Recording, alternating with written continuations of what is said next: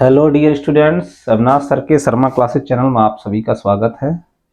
जैसा कि आप देख रहे थे, नरेशन की सीरीज में मैंने आपको किस प्रकार से परिवर्तन सिखाए और मैं आशा करता हूं कि आप लोग अच्छे से इन सभी चीज़ों को समझ रहे होंगे। इसी क्रम में मैं चाहता हूं कि आप लोग, अभी आपका इंग्लिश का एग्ज़ाम आने वाला है यूपी बोर्ड का, तो इसके लिए मैं आपको कुछ जानकारी दे दूं इम्पोर्टेंट, क्योंकि कुछ स्टूडेंट्स ऐसे होते हैं जो पढ़ाई में थोड़े वीक होते हैं। तो अपने आप को वीक ना समझे, बस कुछ तरीके होते हैं उनको फॉलो करना पड़ता है। आपके भी नंबर अच्छे आ सकते हैं, आपके अच्छे मार्क्स आ सकते हैं, बस कुछ चीज़ों पे आप ध्यान दें।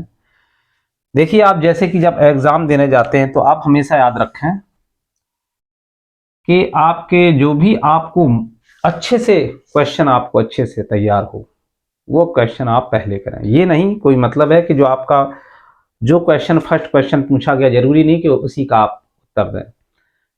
और मेन बात इसमें ये और होती है कि टीचर जो भी चेक कर रहा है, निरीक्षक है जो, उसको प्रॉब्लम नहीं आनी चाहिए। इसके लिए आपको क्या करना पड़ता है, आपको करना पड़ता है कि जो भी आपका क्वेश्चन नंबर हो, आप इसको बीचों बीच यहाँ डालें। जैसे आपका सपोज दैट कोई सेक्शन है, तो जो भी सेक्शन उसको सबसे पहले आप डालें।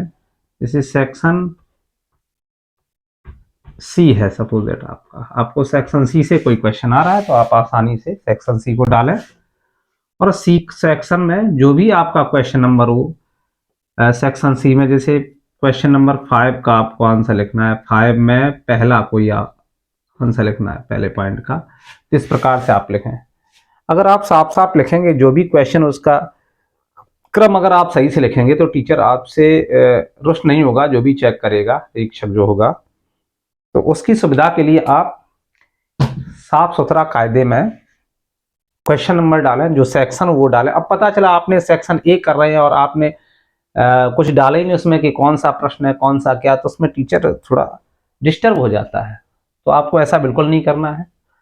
सेक्शन आप डालेंगे कायदे में, जो भी क्वेश्चन नंबर वो डालेंगे जो उसका क्रम हो, कि पहला है, दूसरा है, क्वेश्चन नंबर 5 का पहला है, दूसरा है, तीसरा, जो भी उसको डालें कायदे में। फिर इसके बाद आप यहाँ से एक लाइन बना के इस प्रकार से इसके अंदर आप आंसर डाल के लिख सकते हैं इसके। तो ये तो पहली बात है, ये सभी स्टूडेंट्स जानते हैं, लेकिन मैंने इसलिए बता दिया क्योंकि कोरोना काल में कुछ स्टूडेंट्स ने जैसे एग्जाम नहीं दिया तो उनको जानकारी नहीं है, इसलिए मैंने आपको बता दिया। अब रही बात, आपको करना क्या है, आपको करना ये है कि इसमें आपको ये देखना है कि आपका जो फर्स्ट पेपर हो, जो फर्स्ट पेपर का मतलब मैं आपको बताना चाहूंगा, आपकी जो मैंने सभी लेसन्स को अच्छे से कवर करवाया था। आपकी जो बुक है फ्लेमिंगो, फ्लेमिंगो, और एक आपकी बुक का नाम है विस्ताज। इससे आपका लिया गया एक तो प्रोज लिया गया है, क्या लिया गया, फ्लेमिंगो से प्रोज लिया गया एंड पोएट्री लिया गया। ये दो पोर्शन लिए गए हैं इससे। अच्छा, इससे क्या लिया गया आपका, इससे आपका लिया गया सप्लीमेंट्री। क्या लिया गया है, सप्लीमेंट्री। ठीक है, सप्लीमेंट्री आपका लिया गया। तो जब सप्लीमेंट्री से लिया गया, तो आपको इस बात का ख्याल रखना है कि सप्लीमेंट्री में भले ही लेसन का नाम याद ना हो, राइटर का नाम याद हो या ना हो विस्ताज में, लेकिन आपको फ्लेमिंगो में 100% आपको याद होना चाहिए कि प्रोज के कौन कौन से चैप्टर है। चैप्टर को हम टाइटल बोलते हैं, टाइटल याद होने चाहिए आपको, और उनके जो भी ऑथर हैं उनका नाम अच्छे से मालूम होना चाहिए, जैसे प्रोज में। और ये भी ध्यान रखना है कि 30% लेस है, उनको आपको नहीं पढ़ना है। तो आपको प्रोज में जितने भी चैप्टर आपके, ऐसे लास्ट लेसन हो गया, लास्ट लेसन कौन सा चैप्टर, फर्स्ट चैप्टर है, इसके राइटर कौन है, ये भी आपको याद रखना है। ऐसी पोएट्री में भी जो आपकी पोयम होगा, पोयम है जो भी पहली पोयम है, उसको हम क्या बोलेंगे, जो उसका नाम पड़ा उसको बोलेंगे टाइटल, और इनका कवि कौन है उसको बोलेंगे पोएट। तो आप इतनी तैयारी करके जाएं, क्योंकि 2 नंबर तो इसी में ही मिल जाएंगे। पोएट्री या प्रोज में क्वेश्चन किया जाता है कि इसका टाइटल बनाए बताएं और उसका ऑथर बताएं। ऐसी पोएट्री में पूछा है टाइटल बताएं, इसका पोएट का नाम बताएं। तो इस प्रकार से आपको 2 नंबर तो इसी में मिल जाते हैं।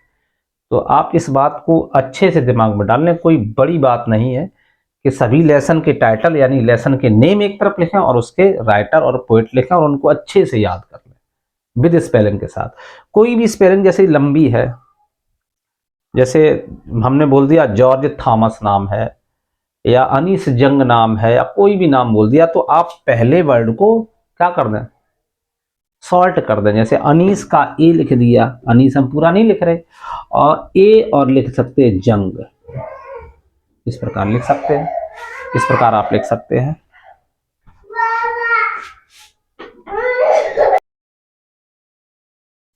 Sorry for disturbance students. जैसा कि आपको मैं बता रहा था कि आपको टाइटल याद करने हैं फ्लेमिंगो में प्रोज के एंड उसके ऑथर। फ्लेमिंगो में जो आपका पोएट्री पार्ट है उसमें भी टाइटल आपको याद करें, उनके पोएट याद करने हैं, कोई प्रॉब्लम नहीं होगी। विस्तार में आपको क्या करना है, इसमें जरूरी नहीं आपको टाइटल याद हो, ऑथर याद हो, कोई आवश्यकता नहीं है इसमें। आप इसमें कहानी को आप अच्छे से, और हाँ एक चीज और याद रखें, जितनी भी कहानी हो, जितनी भी इसमें प्रोज में लेसन, उन सबका हिंदी में पूरी जानकारी होना चाहिए कि इस कहानी में क्या हुआ था, क्योंकि डीप क्वेश्चंस भी पूछ दिए जाते हैं, बहुत छोटे छोटे से पूछ दिए जाते हैं। तो आप तभी कर पाएंगे जब आपको अच्छे से समरी याद होगी। समरी में क्या होता है कि कभी कभी पूरी जानकारी नहीं होती, लेकिन मैं जो समरी मैंने जो भी समरी इसमें लेसन में मैंने आपको बताई है, उसमें मैंने उन सभी क्वेश्चंस के जो आंसर जो थे उन सबको उसमें इन्वॉल्व कर दिया है समरी में। तो आप अगर उस समरी को अच्छे से देखेंगे तो आपको कोई भी क्वेश्चन ऐसा नहीं है इसका आंसर उस समरी में ना मिले। तो आप याद रखें, अभी आपके पास टाइम है, आप समरी को अच्छे से तैयार कर सकते हैं, क्वेश्चंस एंड आंसर्स को। हाँ, और कुछ लोग कहते हैं कि सर हम याद करते हैं, याद नहीं होता, अचानक से हम इतने सारे क्वेश्चंस कैसे याद कर सकते हैं। बिल्कुल सही है, जो बच्चे याद नहीं कर सकते, इसका मतलब वो याद नहीं कर सकते, तो कहने का मतलब मात्र वो ये चाहते हैं कि हम फेल ना हो, यही है उनकी सोच है। तो फेल ना होने का सबसे बढ़िया तरीका है कि आप 60% मार्क्स के समथिंग आप पाना चाहते हैं, क्योंकि जो 90% पाना चाहता है वो तो बिगिनिंग से ही, स्टार्टिंग से ही पढ़ रहा होगा, और जो 60 एंड 55 के अंतर्गत जो रहना चाहता है वो एग्जाम टाइम ही पढ़ते हैं। तो ऐसे कई स्टूडेंट होते हैं, ऐसी कोई बड़ी बात भी नहीं। अब दूसरी बात ये भी है, किसी का मैथ में ज्यादा मन लगता है, इंग्लिश में नहीं लगता है, तो ऐसे स्टूडेंट्स अच्छे से इस चीज को समझें कि आपको प्रोज में सपोज दैट आपके 5 क्वेश्चंस हैं, तो प्रोज में आप 2 क्वेश्चन, जो जैसे प्रोज का कोई भी लेसन मान लेते हैं, जैसे कि आपका प्रोज का लेसन है the last lesson, first lesson आपका है the last lesson, the last lesson. अब द लास्ट लेसन के राइटर को मालूम कर लें, अल्फोंसो डॉडेट। द लास्ट लेसन आपका ये है। अब इसमें से क्वेश्चन आंसर आपको मालूम नहीं है, तो आप क्या करें, 6, 8, 10 लिखवाए गए, टीचर ने लिखवाए, लेकिन आप उनको तैयार नहीं कर सकते, तो आप क्या करेंगे, 2 क्वेश्चंस को अच्छे से आप, जो 2 सॉल्ट आंसर्स को, इतने के 2 सॉल्ट आंसर्स को, 2 सॉल्ट आंसर्स को आप अच्छे से याद कर सकते हैं। कितने याद करें, 2 सॉल्ट आंसर याद कर ले। अब आपसे ये 2 शॉर्ट आंसर्स, जो भी आपने 2 क्वेश्चंस याद किए, वो एग्जाम में नहीं पूछे गए हैं, कोई बात नहीं, नहीं पूछेंगे, फिर भी आप नहीं पूछे गए तब भी आप इन्हीं जो आपने याद किए उनको ही आप लिखिए। पता है टीचर सिंपैथी दिखाता है कि चलो स्टूडेंट ने उसी लेसन के बारे में तो लिखा, लेकिन टीचर उस समय सिंपैथी नहीं दिखाएगा, निरीक्षक जब आप क्या करेंगे, पूछा जा रहा लास्ट लेसन से और आंसर आप लिख रहे हैं कुछ किसी और लेसन से, इंडिगो से लिख रहे हैं आप, तब आपकी गलती होगी। तो कहने का मतलब, जितने भी आपके प्रोज में चैप्टर दिए गए हैं सभी के स्टार्टिंग के जो मास्टरमाइंड में दिए गए हो या कहीं भी क्वेश्चन पेपर में दिए गए हो, कहीं क्वेश्चन बुक में दिए गए हो, स्टार्टिंग के 2-2 क्वेश्चन आंसर आप अच्छे से याद करना। और मैं ये नहीं कह रहा हूं कि 5 लेसन आपके पूछे जा रहे तो 5 में से याद करें, आप लगातार 4 लेसन में से 2-2 करके याद कर, अर्थात कहने का मतलब 5 लेसन है, डिडक्शन हुआ, कटौती हुई, तो 5 लेसन ही आपके प्रोज के आएंगे, जिसमें आपको क्या करना है, 4 लेसन से 2-2 क्वेश्चन आंसर आप याद करने हैं शुरुआत के। यानी कितने याद करने हैं, 2 चौको 8, कितने याद करने, 8 हो गए उसके। 8 क्वेश्चन आंसर क्या याद नहीं कर सकते, बिल्कुल। एक स्टूडेंट मैंने देखा है कि 1 घंटे में 8, 10 याद कर लेता है। आपके पास तो समय, आपका पूरा मन लगेगा, एग्जाम टाइम चल रहा है, आप 8 को याद करो, उनको लिख के देखें कि आप लिख लेते हैं। रही बात दूसरी, याद किए थे आपने शॉर्ट आंसर और लास्ट लेसन से आ गया मान लो लॉन्ग आंसर, तो क्या करना, आप उन्हीं दोनों को ऐड कर दें, जोड़ दें, आप उन्हीं दोनों को ऐड कर दें। और ऐड करने के बाद आपको जो भी, आप आपने दोनों को ऐड कर दिया, और जब आप दोनों को ऐड कर देंगे, 2 क्वेश्चन आंसर आपने याद किया, तो वही आपका लॉन्ग आंसर का काम करेगा। कहने का मतलब ये, अगर ये 5 नंबर का होगा लॉन्ग आंसर, तो टीचर आपको 3 नंबर अवश्य देगा, 2 नंबर अवश्य देगा। वो कटौती नहीं करेगा, पूरी तरह से उसको काट नहीं सकता। ये पास होने का 60% लाने का तरीका है, मैं ये बता रहा हूँ, आपको बताना चाहता हूँ। ऐसा ना करें कि बिल्कुल आप लिखें ही ना, और लिखें तो जैसे इंडिगो से पूछा गया तो इंडिगो के ही क्वेश्चन आंसर होने चाहिए, भले ही कोई और हो। वो लॉन्ग आंसर आपको बना तो नहीं शॉर्ट आंसर को एक साथ जोड़ दें। टीचर 1-2 नंबर कम करेगा, लेकिन पूरी तरह से आपके अंकों को नहीं काटेगा। तो देखते हैं, ये हो गया प्रोज का। और पोएट्री में आपको क्या करना है? पोएट्री में आपको क्या करना है? पोएट्री में आपका सेंट्रल आइडिया दिया जाता है, क्वेश्चन किया जाता है, तो आप लगातार जो दिए गए हैं पोएट्री में पोएम्स हैं, उनमें लगातार से 1 2 3 जो 3 चैप्टर हैं पोएम के, आप उन तीनों के क्या कर लें तैयार, सेंट्रल आइडिया। इनके क्या तैयार करें आप? 3 लगातार पोएम के सेंट्रल आइडिया। और मैं दावा करता हूं कि इन 3 से ही आपका सेंट्रल आइडिया पूछा जाएगा। सेंट्रल आइडिया आप तैयार कर लें। इंद्रिय भाव किनके? पोएट्री में जो लगातार first lesson, second lesson and जो थर्ड, जो आपका chapter first second third chapter से आप क्या याद कर लें? Central idea. कोई दिक्कत नहीं है आपको, कोई प्रॉब्लम नहीं होगी। अब बात करते हैं हम सप्लीमेंट्री, जो विस्तार से लिया गया सप्लीमेंट्री की बात करते हैं। सप्लीमेंट्री में आपके जो भी चैप्टर दिए गए उनमें क्या करना है? उनमें भी 4 5 6 लेसन है, तो उनमें भी क्या करना आपको? लगातार 1 2 3 एंड 4 लगातार के 4 चैप्टर जो दिए गए हैं, सबसे पहले से 2 याद करें, सेकंड चैप्टर उससे भी 2 क्वेश्चन आंसर याद कर लें, थर्ड में उससे भी 2 याद कर लें, एंड फोर्थ है उससे भी आप 2 याद करें।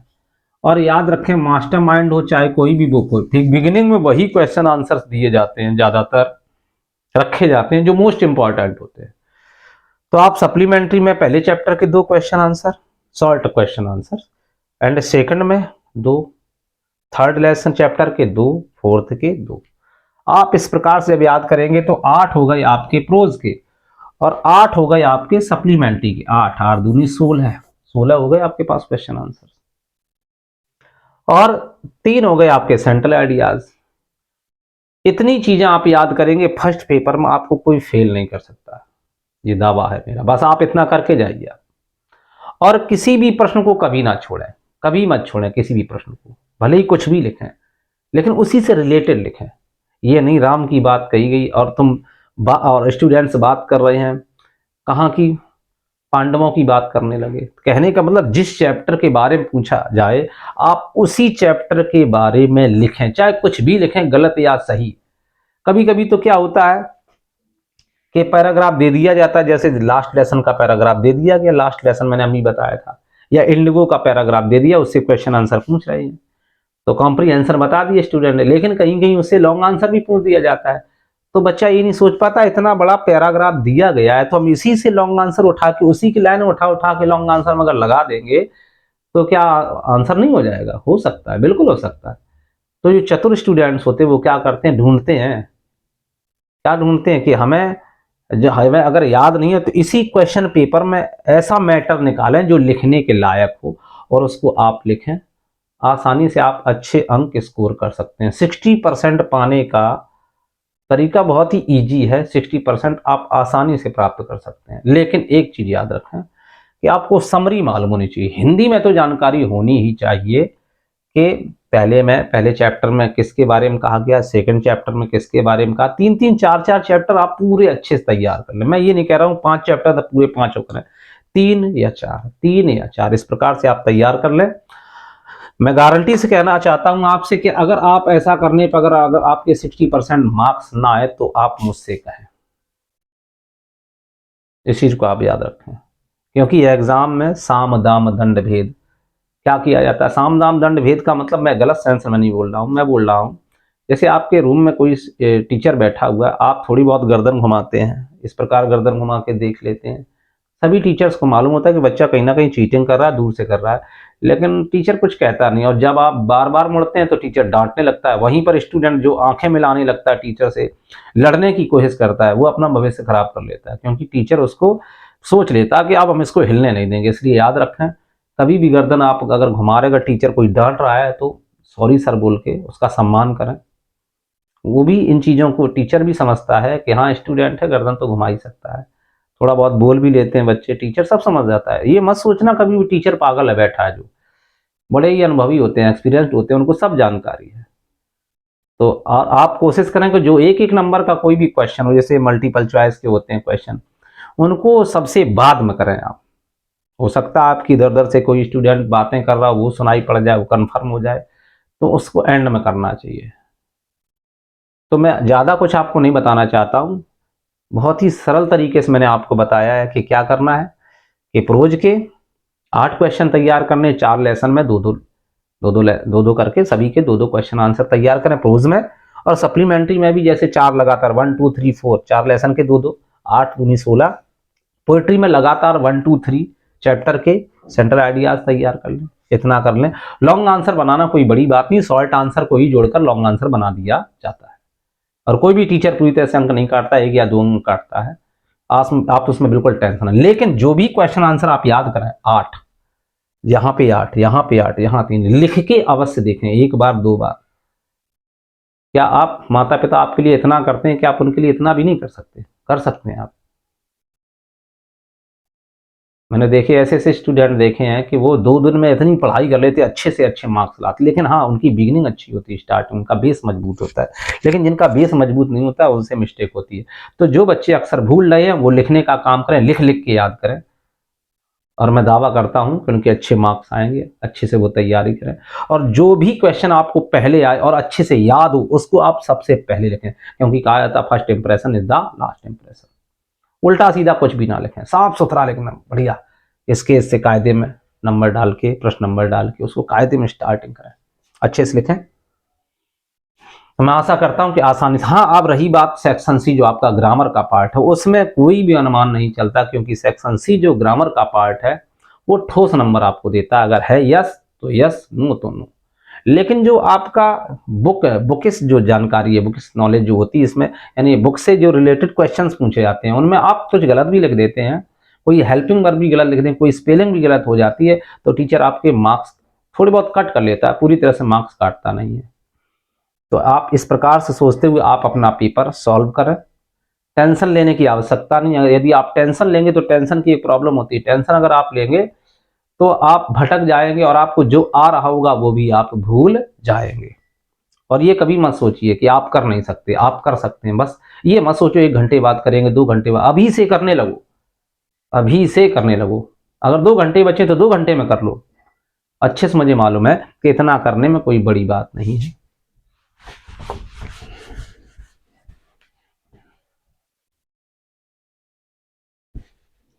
अब बात करते हैं ऐसे की, किसकी बात करते हैं? ऐसे की, निबंध की बात करते हैं। शॉर्ट नोट जिसको ऐसे बोलते हैं, ऐसे ऐसे निबंध। निबंध में जैसे आपसे पूछा जा सकता है, निबंध में आपसे पूछा जा सकता है कोरोना के बारे में। कोरोना, तो आपको पता है कोरोना भयंकर बीमारी। बहुत छोटे छोटे इजी सेंटेंस बना के कुछ भी लिखें आप।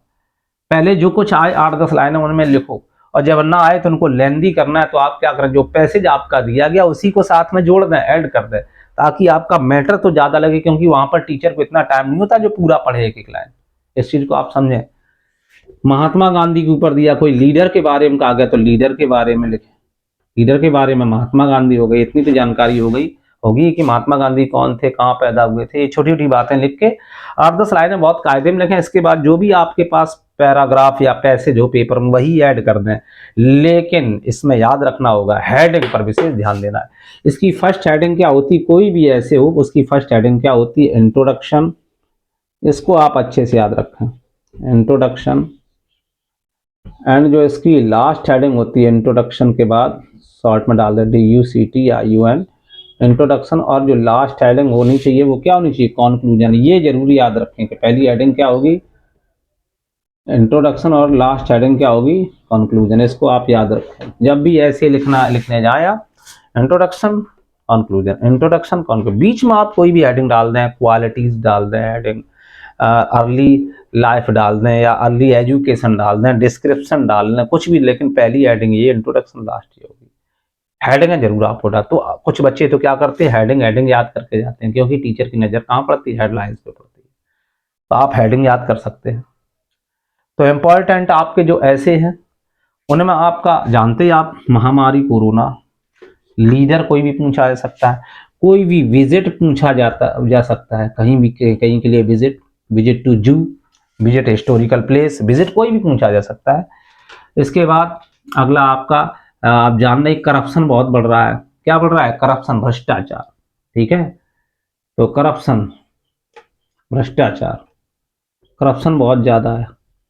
तो कहने मतलब ऐसे ज्यादातर उन टॉपिक से पूछे जाते जो चल रहा होता है उसमें। जैसे कि इस समय क्या चल रहा, आतंकवाद चल रहा है, टेररिज्म, टेरर से बना है आतंकवाद, इससे भी पूछा जा सकता है।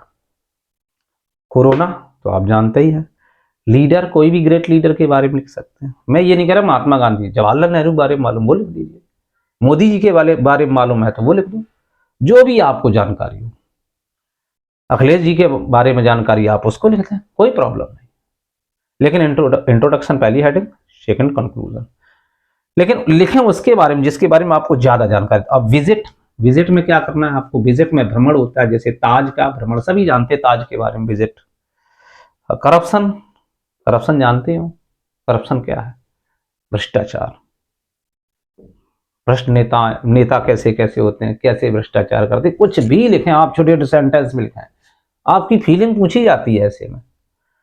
टेररिज्म क्या, आतंकवाद, आतंकवाद में क्या क्या हेडिंग होनी चाहिए, इंट्रोडक्शन होना चाहिए, कंक्लूजन होना चाहिए, या क्या होता है, एजुकेशन जिनकी होती नहीं है, जो आप पढ़े लिखे अनएजुकेटेड होते हैं वही टेररिज्म का काम करते हैं, मतलब वही टेररिस्ट बनते हैं। ज़्यादातर पढ़ाई लिखाई जो लोग पढ़ते लिखते हैं अच्छे से वो टेररिस्ट थोड़ी बनते हैं। तो ये सारी चीज़ें अपनी दिमाग से सोचो, आप लिखें, कहने का मतलब उसको बिल्कुल भी खाली ना छोड़ें। मुझे मालूम है अगर आपका 7 नंबर का है तो 3 नंबर जरूर देगा, 5 नंबर तो 2.5 नंबर जरूर, और ना लिखने से बेटर कि आप भले ही गलत लिखें। तो मैं आपको एक ही सजेशन देना चाहता हूं कि आप क्वेश्चन को छोड़े नहीं, सभी प्रश्नों को लिखें, लेकिन हाँ सोच समझ के लिखें, थोड़ा बहुत तो सही लिखें। यानी टीचर को, अगर आप बिगिनिंग की 2 लाइन्स लिख रहे हैं तो आपकी सोच पे डिपेंड होनी, वो उसी से टीचर समझ लेता है कि हाँ ये बच्चा, स्टूडेंट सोच के लिख रहा है। तो आप 2-4 सेंटेंस तो अच्छे से लिख ही सकते हैं। और अगर आपको लेंदी बनाना है तो आपके इंग्लिश के पेपर में इतना मैटर पड़ा होता है, आप किसी भी चीज को कभी भी लेंदी बना सकते हैं, क्योंकि पैराग्राफ तो पूछे जाते हैं, है काफी चीजें, तो उसमें लेंदी बनाने के लिए उन्हीं से लाइनें उठाओ लगाओ, उन्हीं से लाइनें उठाओ लगाओ, कहने का मतलब आपको पूरी तरह से पेपर सॉल्व करना है, छोड़ना कुछ भी नहीं है। तो मैं अधिक बात ना करते हुए बात अपनी यहीं समाप्त करता हूँ। तो थैंक्स फॉर वॉचिंग, मिलता हूँ आपसे नेक्स्ट वीडियो में, और आशा करता हूँ बेस्ट ऑफ लक, आप लोग अच्छे से तैयार करें और मार्क्स को स्कोर करें। मिलता हूँ आपसे नेक्स्ट वीडियो में, तब तक के लिए बाय बाय।